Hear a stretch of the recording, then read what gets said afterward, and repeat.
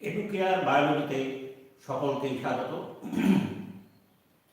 আমার এখনকার আলোচনার বিষয় হল কাউন্টার কারেন্ট পদ্ধতি বা প্রতিপ্রবাহী পদ্ধতি। এই প্রতিপ্রবাহী পদ্ধতি আমাদের এই রেচন অধ্যায়ের একটি গুরুত্বপূর্ণ অংশ। আমি একটি পূর্ব ভিডিওতে এই নেফ্রনের গঠন, নেফ্রনের বিভিন্ন অংশের কাজ ইত্যাদি আলোচনা করেছি। আজকে এই নেফ্রনের একটা গুরুত্বপূর্ণ ব্যবস্থা বা বৃক্ষের একটা গুরুত্বপূর্ণ ব্যবস্থা কাউন্টার কারেন্ট পদ্ধতি বা প্রতিপ্রবাহী পদ্ধতি সম্পর্কে আলোচনা করব। তো এই কাউন্টার কারেন্ট পদ্ধতি সম্পর্কে জানতে গেলে আমাদের বুঝতে হবে এই জিনিসটি কি, কিভাবে এই ব্যবস্থা বজায় থাকে, এই ব্যবস্থার উদ্দেশ্য কি। প্রথমেই বলি, মানবদেহে মূত্রের মাধ্যমে অতিরিক্ত জল বেরিয়ে গেলে দেহে রক্তের পরিমাণ কমে যায় এবং রক্তচাপ হ্রাস পায় এবং দেহে ডিহাইড্রেশন অবস্থার সৃষ্টি হয়। তাহলে এই অবস্থার সমাধান কি? এর উল্লেখযোগ্য সমাধান হিসাবে বৃক্ক এই প্রতিপ্রবাহী বা কাউন্টার কারেন্ট পদ্ধতি অবলম্বন করে মূত্রকে রক্ত অপেক্ষা অধিক গাঢ় দ্রবণে পরিণত করে। এই মূত্রের অধিক ঘনত্ব রক্তের তুলনায় বজায় রাখাই হল এই কাউন্টার কারেন্ট পদ্ধতির মুখ্য উদ্দেশ্য, যা বৃক্ষের মাধ্যমে সম্পন্ন হয়। বৃক্ষ এই সমস্যার সমাধান করে এই কাউন্টার কারেন্ট পদ্ধতির মাধ্যমে। অর্থাৎ দেহে ডিহাইড্রেশন, রক্তের পরিমাণ কম, রক্তচাপ হ্রাস, এই পদ্ধতির সমস্যার সমাধানে এই কাউন্টার কারেন্ট পদ্ধতি আমাদের মূত্রকে অধিক ঘনত্বযুক্ত অবস্থায় পরিণত করে এই সমস্যার সমাধান করে। তা Henley loop counter current multiplier বা প্রতিপ্রবাহ মাল্টিপ্লায়ার বিবর্ধক হিসাবে কাজ করে। Henley loop counter current multiplier হিসাবে কাজ করে আমাদের বৃক্কের কর্টেক্স থেকে অন্তঃস্থ মেডালার ইন্টারস্টিশিয়াম পর্যন্ত অসমোলারিটি বা তরলের ঘনত্বের নতিমাত্রা বজায় থাকে। আবার বলছি, Henley loop counter current multiplier পদ্ধতির মাধ্যমে আমাদের মেডালার কর্টেক্স থেকে শুরু করে মেডালার নিম্ন বা ইন্টারস্টিশিয়াম পর্যন্ত তরলের ঘনত্বের নতিমাত্রা বজায় রাখে। আর ভাষার একটা কাউন্টার কারেন্ট এক্সচেঞ্জার হিসাবে এই প্রক্রিয়ায় সহায়তা করে। অর্থাৎ কাউন্টার কারেন্ট মাল্টিপ্লায়ার এবং কাউন্টার কারেন্ট এক্সচেঞ্জার এই দুটো সম্মিলিতভাবে আমাদের মূত্রের ঘনত্ব অধিকতর বজায় রাখতে সাহায্য করে আমাদের দেহের এই সমস্যার সমাধান করে। তাহলে দুটো পদ্ধতি অত্যন্ত গুরুত্বপূর্ণ। কাউন্টার কারেন্ট মাল্টিপ্লায়ার প্রতিপ্রবাহী বিবর্ধক, যেটা হেনলি লুপ গুরুত্বপূর্ণ ভূমিকা, আর কাউন্টার কারেন্ট এক্সচেঞ্জার যেটা ভাষার একটা গুরুত্বপূর্ণ ভূমিকা পালন করে।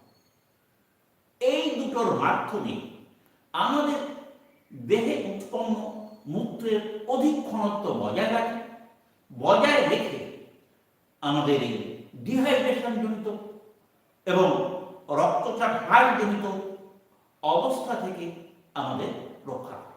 এগুলো সমান। ক্লিয়ার? এবার যে সমস্ত নেফ্রন বৃক্কের কর্টেক্স থেকে মেডালা পর্যন্ত বিস্তৃত, তারা এই প্রক্রিয়ায় এই কাউন্টার কারেন্ট মাল্টিপ্লায়ার পদ্ধতিতে সব থেকে উল্লেখযোগ্য ভূমিকা পালন করে। আর এই অংশে হেলমিন লুপকে পরিবেষ্টিত করে থাকে ভাসার একটা নামক রক্তজাল। ক্লিয়ার? আমি এখানে চিত্রে এটা হলো ভাসার একটা, এটা হলো হেলমিন লুপ। হেলমিন লুপের দুটি বাঁক, ঊর্ধ্বগামী নিম্নগামী, আর এই নিম্নগামী ঊর্ধ্বগামী বাঁক, এটা সংজ্ঞায় জানি। এই নিম্নগামী বাহু আবার এটা মোটা অংশ, এটা সরু অংশ, ঊর্ধ্বগামী বাহু এটা সরু অংশ, এটা মোটা অংশ।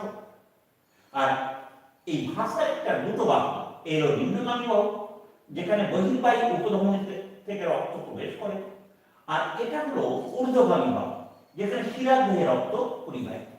আর এইটা হলো মেডালার ইন্টারস্টিশিয়াম। এই কর্টেক্স থেকে শুরু করে এই মেডালার একদম অন্তস্থ মেডালা পর্যন্ত এই হলো এই হলো মেডালা তরলের অসমলার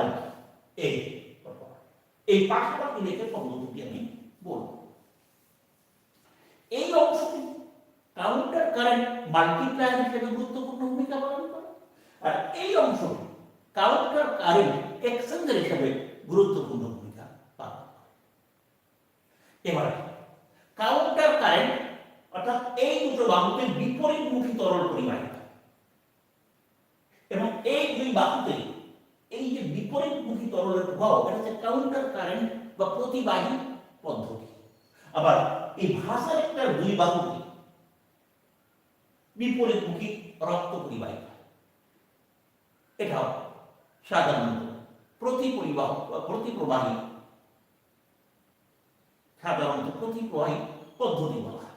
এটাও প্রতিপ্রবাহী, এটাও।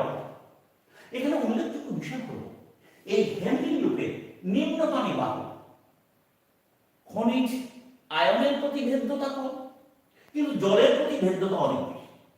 আবার এই ঊর্ধ্বগামী বাহু এতে জলের প্রতি ভেদ্যতা কম, কিন্তু খনিজ লবণ এবং আয়নের প্রতি ভেদ্যতা বেশি। এটা মনে রাখতে হবে। এই দুই বাহুতে কিন্তু এইরকম আয়ন এবং খনিজ লবণের ভেদ্যতার তারতম্য দেয় হেনরি লুপে দুই বাহু। আচ্ছা, আরেকটি কথা উল্লেখযোগ্য, এই দুটো বাহুতে বিপরীতমুখী তরলের প্রবাহ থাকে, আবার এই দুটো বাহুতে ভাষার একটা বিপরীতমুখী রক্তের পরিবহন থাকে। আবার এই ভাষার একটার সঙ্গে এই হেনরি লুপের বাহুর মধ্যে তরলের প্রবাহে বিপরীতমুখী প্রবাহ থাকে। এর মধ্যে বিপরীতমুখী প্রবাহ, আবার এর সঙ্গে এটা বিপরীতমুখী প্রবাহ। এইবার এই যে ভাষার একটা দুটো বাহু, এই হেনরি লুপের দুটি বাহু সান্নিধ্যে আসায় এবং এদের মধ্যে কাউন্টার কারেন্ট পদ্ধতি বজায় থাকার জন্য এই বৃক্কের কর্টেক্স থেকে মেডালা একদম অন্ত মেডালা পর্যন্ত তরলের অসমোলারিটির ঘনত্বের নতিমাত্রা বজায় থাকে। কিরকম? এখানে এই যে কর্টেক্স অঞ্চল, এই মেডালার তরলের অসমোলারিটি 300 মিলি অসমোল পার লিটার। ক্রমবর্ধমান 300, 400, 600, 900, 1200, এই 300 মিলি অসমোল পার লিটার থেকে এই যে একদম হেনরি লুপের এই বক্ষস্থল পর্যন্ত এটা ক্রমবর্ধমান নতিমাত্রা হয় 1200 মিলি অসমোল পার লিটার। এটা বজায় থাকে। এইবার এইটা সম্ভব হয় কেন? এর কারণ দুটো। সোডিয়াম ক্লোরাইড, আর একটা হচ্ছে ইউরিয়া। কেন? সোডিয়াম ক্লোরাইড এই এখান থেকে, বিশেষ করে এখান থেকে এই দূরবর্তী সংবর্ধ সোডিয়াম ক্লোরাইড বাইরে বেরিয়ে ইন্টারস্টিশিয়ামের মাধ্যমে এই ভাষার একটা নিম্নগামী বাহুর সঙ্গে এর বিনিময় এখান থেকে বেরিয়ে আসে, এর মাধ্যমে এখানে বিনিময়। আবার এই ঊর্ধ্বগামী বাহু ভাষার একটা বাহু থেকে সোডিয়াম ক্লোরাইড বাইরে বেরিয়ে ইন্টারস্টিশিয়ামে মিশে একদিকে এখান থেকে বেরিয়ে ইন্টারস্টিশিয়ামের মাধ্যমে এই নিম্নগামী বাহুতে প্রবেশ করে, আবার অন্যদিকে এই সোডিয়াম ক্লোরাইড এই ঊর্ধ্বগামী বাহু থেকে ইন্টারস্টিশিয়ামে প্রত্যাবর্তন করে। আর একটা বিষয় এখানে এই যে ইউরিয়া এই ঊর্ধ্বগামী বাহুর প্রাপ্ত অংশ দিয়ে ইউরিয়া এই ঊর্ধ্বগামী অংশে প্রবেশ করে, সেখান থেকে আবার সংজ্ঞায়িত হয়ে ইন্টারস্টিশিয়ামে বেরিয়ে আসে। এই দুটোর জন্যই ইন্টারস্টিশিয়াম, বিশেষ করে কর্টেক্স থেকে মেডালার অন্তঃস্তর পর্যন্ত সাধারণত আয়নের ঘনত্বের অস্মলারিটি বা নতিমাত্রা বজায় থাকে। এই দুটো কারণে ক্লিয়ার? আচ্ছা, এবার প্রথমে আসি counter current multiplier. Counter current multiplier জিনিসটা কি, কিভাবে সম্ভব? সাধারণত এই দূরবর্তী সংবর্ত মালিকা থেকে কাউন্টার কারেন্ট মাল্টিপ্লায়ার পদ্ধতি শুরু হয়। এই দূরবর্তী সংবর্ত মালিকা থেকে সোডিয়াম পাম্পের সাইডে সক্রিয়ভাবে লাল দাগ দিয়ে সক্রিয়ভাবে সোডিয়াম ক্লোরাইড ইন্টারস্টিশিয়াম অর্থাৎ মেডালার ইন্টারস্টিশিয়ামে বেরিয়ে আসে। পরে মেডালার ইন্টারস্টিশিয়ামে তরল ঘনত্ব বৃদ্ধি পায়। অন্যদিকে এই দূরবর্তী সংবর্ত মালিকাতে তরলের ঘনত্ব হ্রাস পায়। এই দূরবর্তী সংবর্ত মালিকা এবং ইন্টারস্টিশিয়ামের মধ্যে দেখো 200, 400, এখানে 200 অর্থাৎ 200 মিলি অস্মল পার লিটারের পার্থক্য থাকে। তার সঙ্গে এই নিম্নগামী বায়ু ভাষার একটা সঙ্গে এই সাধারণত দূরবর্তী সংবর্ত মালিকা মধ্যে পার্থক্য হলো 200 মিলি অস্মল পার লিটার। এই যে 400, 200, 600, 400 পার্থক্য। এর ফলে এই যে পার্থক্য দেখা যায় এর ফলে এই ইন্টারস্টিশিয়ামের তরলের ঘনত্বের নতিমাত্রা বৃদ্ধি পায়, অন্যদিকে এই তরল নতিমাত্রার ঘনত্ব হ্রাস পায়। এর ফলে কি হয়? এই নিম্নগামী বাহুতে নিষ্ক্রিয়ভাবে জল বাইরে বেরিয়ে আসে।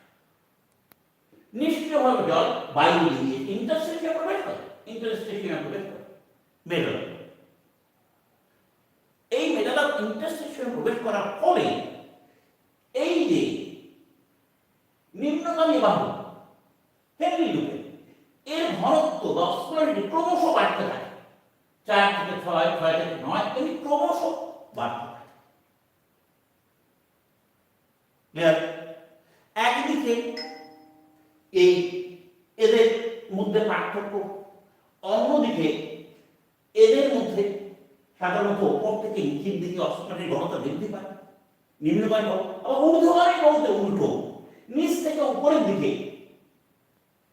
এই যে নিচ থেকে উপরের দিকে ক্রমশ 700, 400, 200, 100 তরলের ঘনত্ব ক্রমশ হ্রাস। এখানে উপর থেকে নিচের দিকে ঘনত্ব বৃদ্ধি পায়, কিন্তু এই ঊর্ধ্বগামী বাহুতে নিচ থেকে উপরের দিকে ক্রমশ কি হয়? তরলের ঘনত্ব হ্রাস পায়। অর্থাৎ এখানে 700, 400, 200, 100 ঘনত্ব হ্রাস পায়। তাহলে এই দিকে ঘনত্ব হ্রাস পায়, আবার এর সঙ্গে এর ঘনত্ব হ্রাস পায়। এই ঘনত্ব হ্রাস পায়। হ্রাস পাওয়ার কারণে কি হয়? হ্রাস পাওয়ার কারণে দেখা যায় এই ইন্টারেস্টিশিয়ামের উপর থেকে নিচ পর্যন্ত ক্রমশ ঘনত্ব বৃদ্ধি পায়। এই যে জল বেরিয়ে আসে, এই জল বেরিয়ে এসে এখানে স্থায়ী হয় না, ইন্টারেস্টের মধ্য দিয়ে আবার প্রবেশ করে কোথায়? এই ভাষার একটা ঊর্ধ্বতন পথ। কিন্তু এখানে জলে এই ইন্টারেস্টিশিয়ামে কিন্তু তরলের ঘনত্ব হ্রাস পায়, কমে না। কারণ ওই জল এখান থেকে বেরিয়ে আসে, ইন্টারেস্টের মাধ্যমে আবার প্রবেশ করে কোথায়? এই ভাষার একটা ঊর্ধ্বতন পথ। ফলে এই যে মেটাল ইন্টারস্টিশিয়াম সাধারণত তরলের ঘনত্ব হ্রাস পায় না। তরলের ঘনত্ব হ্রাস পায়। ভাষার একটা কাউন্টার কারেন্ট এক্সচেঞ্জ পদ্ধতির মাধ্যমে সাধারণত এই কোয়ার্টেক্স থেকে অন্তস্থ বেডালা পর্যন্ত এই তরলের ঘনত্বের নতিমাত্রা বজায় রাখতে সাহায্য করে। তরলের ঘনত্বের নতিমাত্রা বজায় রাখতে সাহায্য করে। সমগ্র পদ্ধতিটি কার্যকর অবস্থায় এই যে এখানে এই বহনকাত্রীয় তরল যেটা প্রবেশ করে দূরবর্তী সংবর্ধনালিকা, প্রবেশ করার মুহূর্তে এর ঘনত্ব কত? 300 মিলি অস্মল পার লিটার। আবার যখন এটা দূরবর্তী সংবর্ধনালিকার বাইরে সম্মেলনটা যায় তখন এর ঘনত্ব হয় 100 মিলি অস্মল পার লিটার।